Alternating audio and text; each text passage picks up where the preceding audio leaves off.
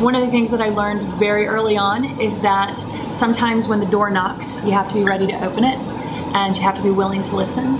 And I never thought I would go to Washington, D.C. Was never in the game plan. Growing up, the city limit sign said Moscow Mills, Missouri, population 280.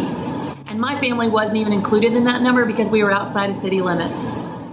I was one of the first 3 girls ever allowed in the FFA chapter, and we had to do every single thing that the boys did. And so I learned to weld, use a cutting torch. I even built things and showed them at the county fair. I do public speaking all the time. I also do TV interviews, radio interviews, all the time. All of those things, once again, from high school and those public speaking opportunities, got me comfortable in interacting with individuals. Right now, I am the Senior Policy Advisor for Senator Roy Blunt, who is a senator from the state of Missouri. A typical day for me is advising him. I specialize in what I affectionately refer to as the money portfolio. I specialize in tax issues and appropriation issues and budget, debt ceiling, issues, quite honestly, that are driving this country. The biggest one that I worked for was the President of the United States. I had the opportunity to even sit in the Oval Office and brief President Bush on multiple occasions.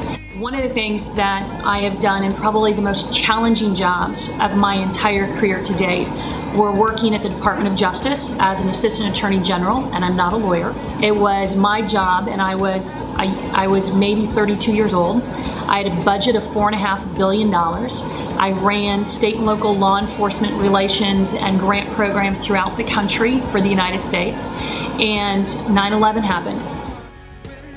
It was our job to assist with DNA identification, dealing with all the victims of the fallen firefighters and police officers and their families. The President of the United States then nominated me to go to the Department of Homeland Security. I was the Assistant Secretary for Grants and Training, responsible for domestic preparedness in this country. I have shot every weapon you could probably imagine. I have jumped out of helicopters. I have trained with live agents, sarin gas. I have pulled hoses through burning buildings.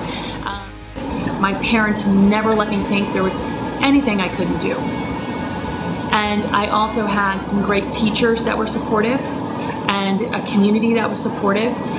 I live and work in Washington, D.C., but I still call Moscow Mills home, and I probably always will.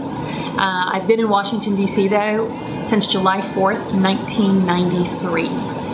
Hi, my name is Tracy Henke. I'm from Moscow Mills, Missouri, but today I live in Washington, D.C. But I will always consider Moscow Mills home, no matter how far away I go. And on top of that, I will always be proud to be R3.